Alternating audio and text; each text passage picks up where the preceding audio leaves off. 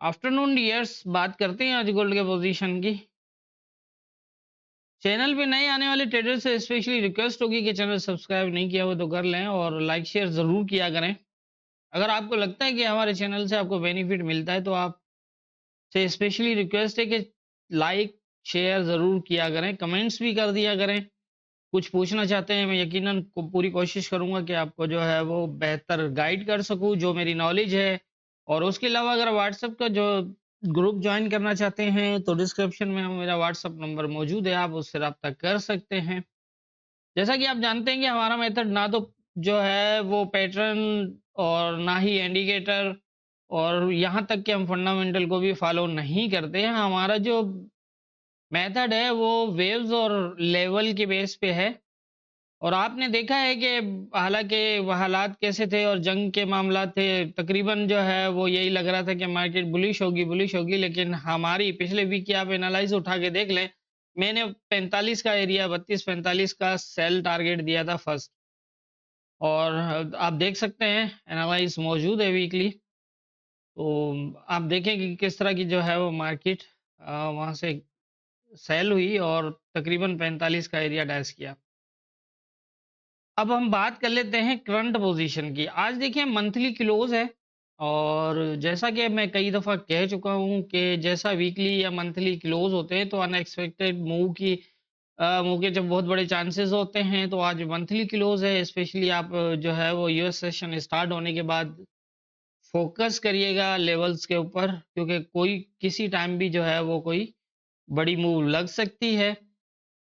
तो इसलिए जो है वो हम अब देख लेते हैं पोजीशन लेवल्स के ऊपर।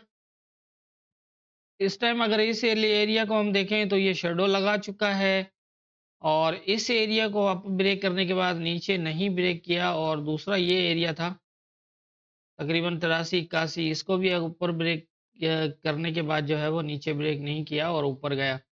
अब यहाँ पर दो सिचुएशन है, रेजिस्टेंस एरिया को टेस्ट नहीं किया, और लेकिन यहाँ पर अगर हम M15 लगा के देखते हैं। मैं ये सारा कुछ इसलिए समझा रहा हूँ कि आप रनिंग मार्केट में आसानी से समझ सकें। इन चीज़ों को इतना इग्नोर मत किया करें। यही वो चीज़ें हैं जिस पे आप रनिंग मार्केट में लेवल्स के ऊपर मार्केट को फॉलो करना और कंफर्मेशन जो है वो आपको इसी तरह से देखनी है। तो यहाँ पर अगर हम देखें, जैसे ही लेवल के पास आया एक बेरिश, 2 बुलिश और उसके बाद ये नीचे आ रहा है, मतलब पॉसिबल है कि ये दोबारा इस लेवल को टेस्ट करने की कोशिश करे। अब यहाँ पर जजमेंट कुछ इस तरह बनती हुई नज़र आ रही है, या तो ये नीचे आ जाएगा इस लेवल पे, अगर तो इस लेवल को प्रॉपर ट्रेस करता है तो फिर जो है वो ये एरिया फर्स्ट होगा और दूसरा ये होगा। इस ज़ोन से अगर बाहर ना निकला और ये दोबारा आ जाएगा यहाँ तक, और ये यहाँ पर आप जब पहले आए तो यहाँ पर आप इसको मॉनिटर करिएगा। अगर तो ये शेडो लगा के जाता है तो फिर यहाँ से अगर इसने शेडो भी लगाया तो ये यहाँ तक आ जाएगा इस तरह। और फिर दो पोजीशन आप इस चीज़ को देखिएगा। अगर तो ये इसको इसके अंदर क्लोज करके आता है या फिर शेडो ब्रेक करके आता है।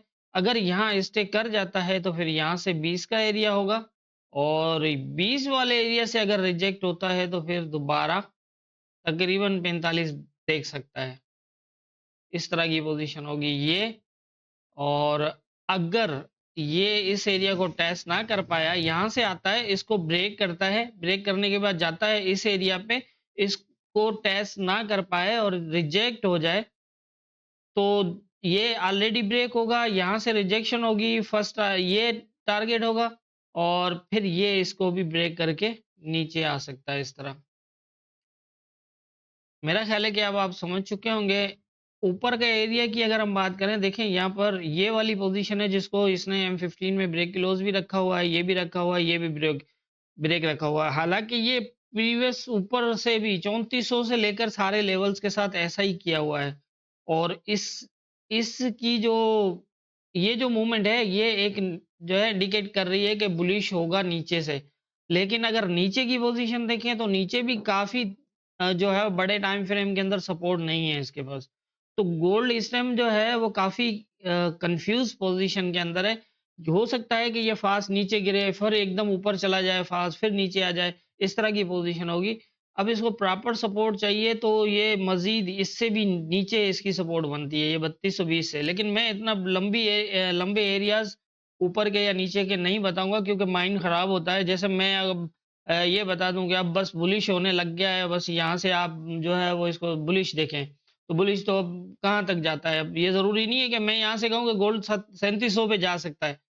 3700 पे जा तो सकता है लेकिन जाएगा कहाँ से?